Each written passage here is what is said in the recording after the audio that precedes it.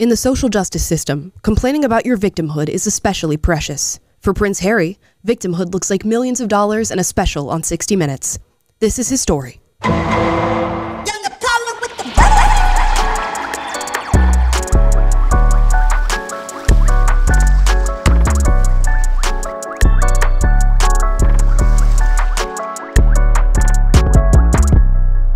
What's up, guys? So I wasn't sure if I wanted to do this, but we gotta talk about Prince Harry finally making his appearance on 60 Minutes in a special for his new book, Spare, which he is going around and talking about now, where he details his life being in the royal family, Meghan's entrance into his life, and all the ways in which this has affected him in what is a brilliantly long book about all of the internal affairs of his family, even though he and Meghan claim to want privacy. I mean, what a blatant contradiction of everything that they have asked for through their interview with Oprah, their Netflix special, his very own book, Spare, and now all these different interviews he's doing, and one we're going to look into today that he did for 60 Minutes, as well as one that he did for another British media outlet, where he walks back some of the allegations that he and Meghan put forth at the royal interview they did with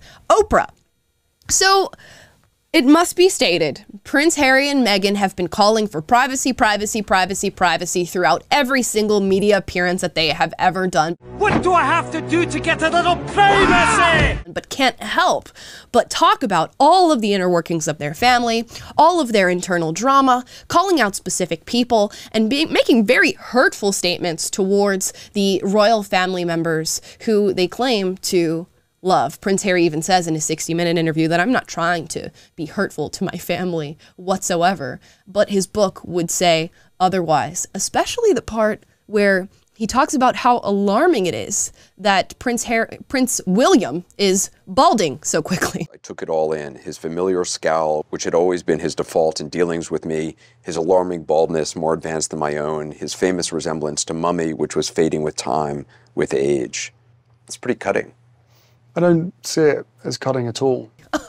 That seems like a purposefully hurtful statement, but that is neither here nor there. He criticizes the press in so many ways, shapes, and forms, and is now trying to backtrack in his criticism of the royal family by saying, you know what, it's really the problem of the press. You mean the press that you are very well acquainted with?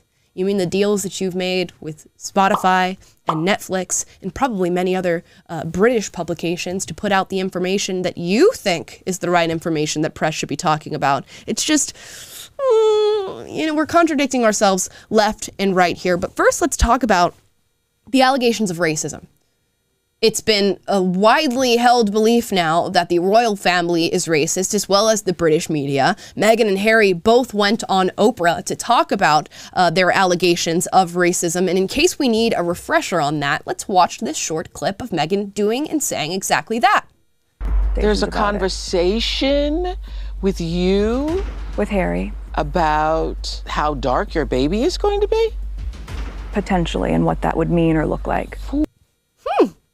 Okay. Why would you be talking about how dark a child is going to be if you are not concerned about race? How is that not racism, right? You're hearing that. If somebody came up to me and said, oh, I'm concerned about how dark your baby's going to be and how that's going to affect our family, I would go, wow, that is racism, even though they didn't say the word itself. But now, Prince Harry and Meghan are walking back on that statement and saying, no, we never accused them of racism. And here's that clip. In the Oprah interview, you accuse members of your family of racism. You don't even... No, we didn't. The British press said that. Right. Did Meghan ever mention that they're racist? Yeah, in that video we just watched, she did mention that they were racist. Having a conversation about your baby's skin color sounds an awful lot like racism to me. Hey, that's racist. But let's continue. She said there were troubling comments about there was concern about his skin colour. Right. Wouldn't you describe that as essentially racist? I wouldn't, not having lived within that family. Right. So again, going back to the difference between what my understanding is, because of my own experience, the difference between racism and unconscious bias, the two things are different. Oh, so now it's not racism, it's unconscious bias. Unconscious bias. It seems pretty conscious if they're coming to you and asking you about the color of your son and saying, I'm concerned about what color your kid is going to turn out to be. That's a pretty straightforward accusation of racism in my eyes. But now we're walking that back because apparently it got a little bit too heated. Even though Prince Harry and Meghan have accepted anti-racism awards at galas, and they've actually accepted an award based on the fighting of racism within the institution of the royal family. So for some reason, we're walking back on this allegation. And Prince Harry is doing so as he goes around talking about this book that he's put out. And the book is called Spare. And think about that word spare. It seems as though he is upset, maybe a little envious of the fact that he is the second child, that he is Prince William's younger brother, and he is viewing himself as the spare child, although he claims to have no animosity towards his family whatsoever. Underneath all of that male bravado, there's an insecure little girl just banging on the closet door trying to get out. There were some other very interesting parts in this 60-minute interview that I feel like need to be discussed because they lay out a lot of accusations toward this family. Again, Meghan entered this royal family at the request of Prince Harry and upon his proposal, and just immediately the media went into a frenzy, they went wild, and eventually it led to Prince Harry and Meghan leaving the royal family, although not choosing to relinquish their titles, which is fascinating. So now, Harry, in this 60 Minutes interview, talks about Camilla, Queen Consort, the woman who has married his father, and this is what he has to say about her. She was the villain. She was the third person in the marriage. She needed to rehabilitate her image. You and your brother both directly asked your dad not to marry Camilla. Yes. Why? We didn't think it was necessary. We thought that it was going to cause more harm than good. So this is fascinating. So first we're talking about the fact that this woman is a villain. So this is a family member of his that he's referring to as a villain, although he claims not to want to put any hurtful statements towards his family members. And then he talks about the fact that he and his brother discouraged his father from marrying her because it was going to create more harm than good, but is wildly upset when possibly the same thing happens to him when he goes on to ask to marry Meghan. I'm upset! He talks about how Camilla, Queen Consort, is really obsessed with rehabilitating her image and going to the press and media, trying to paint a better light of herself. Is that not exactly what Harry and Meghan have been doing for the past few years now? With the Netflix special, the book, the Oprah interview, the 60 Minutes interview, jumping around, getting millions and millions of dollars off of talking about your relationship to your family and exposing your family secrets, all whilst complaining that the press is hell-bent on exposing you and taking away your privacy. It's just so much hypocrisy stacked on top of more hypocrisy. Now, Anderson Cooper asks him, why not just relinquish your titles? Why do you remain as members of the royal family? Why does Meghan still refer to herself as the Duchess? Why not renounce your titles as Duke and Duchess? And what difference would that make? One of the criticisms I think it would make a really big difference. The fact that you're saying you want nothing to do with this royal family, or at least if you do, it requires them coming to you and apologizing and having a conversation. Yet you are still attached and you're still keeping this label. And the label itself is the only thing that makes these two individuals relevant. Why are we talking about Prince Harry and Meghan? Because he has the word prince attached to his name. If they relinquish their titles and said, I'm stepping away from the royal family, I don't think anybody would care at all what they have to say. But Meghan and Harry have managed to get millions and millions of dollars talking about their relationship to their family. God knows what they're going to do when they run out of secrets to be sharing. And there is valid criticism that Harry and Meghan have, specifically when it comes to talking about the institution itself and its relationship with the media.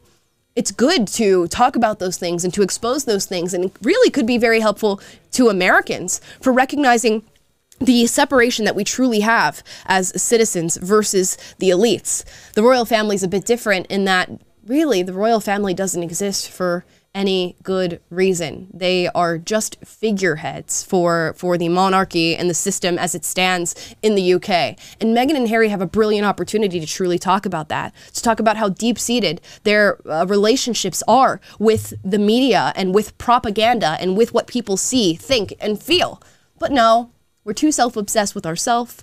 We're too obsessed with talking about squabbles between two brothers and William pushed me once and I cut my back because I fell backwards. That's what we're more concerned about talking about. And lastly, when Harry is asked, you know, what could we do about this? Are you ever going to step back into the royal family? He says no. And he also says a conversation needs to be had. Let's hear it. No one's telling us the specifics or anything. There needs to be a constructive conversation, one that can happen in private, that doesn't get leaked. Look at that smile. Is the smile maybe because every single private conversation you've ever had with your family has been leaked by you? Seriously. You've put it out in Netflix specials, you've detailed it in your book, and now you're saying that you want to have a constructive conversation with your family? Where are they supposed to have it? You might as well make it a press conference at this point because they know that 2 months later you're going to go to the press and sell for $1 million another story about how Prince William yelled at you or how Kate reluctantly gave Meghan lip gloss and didn't want to share with her. These are the types of stories that you're choosing to sell when you have the brilliant opportunity to talk about the institution that is the monarchy, that is the royal family, and its deep connections, deeply entrenched connections to the British media and the way that they utilize people's minds just to make themselves more loved, just to appear in a better light, because their entire existence is dependent on how the public feels about them. These little squabbles and stupid stories of lip gloss and brotherly fights and questions about skin color are really getting nowhere, but people will still eat it up. I'm sure this book is going to be a bestseller and people will want to hear more from Prince Harry and Meghan Markle, and they're sure as hell not relinquishing those titles because they know the relevance that it gives them. So yeah, I hope that this is the last story that we have on Prince Harry and Meghan. I don't know how many more secrets they have to share about the royal family before we are over this and over them. I refuse to believe that these two individuals are victims, although I will say the press and the privacy issues are not fun, not something that I would wish on anyone. But these two are far from victims, and they now both been entered into the Special Victims Unit series that we have on the show because they refuse to believe what I just said. Dun, dun. Guys, please like and subscribe if you like this video. Leave a comment down below. Are you going to read Prince Harry's book? Are you concerned at all about Prince Harry and Meghan Markle? Do you care what goes on in their lives? Probably not, but surprise me in the comments and let me know. Talk it out, duke it out. Duke. No pun intended. Guys, please like, subscribe, click the notification bell, and we'll see you next time.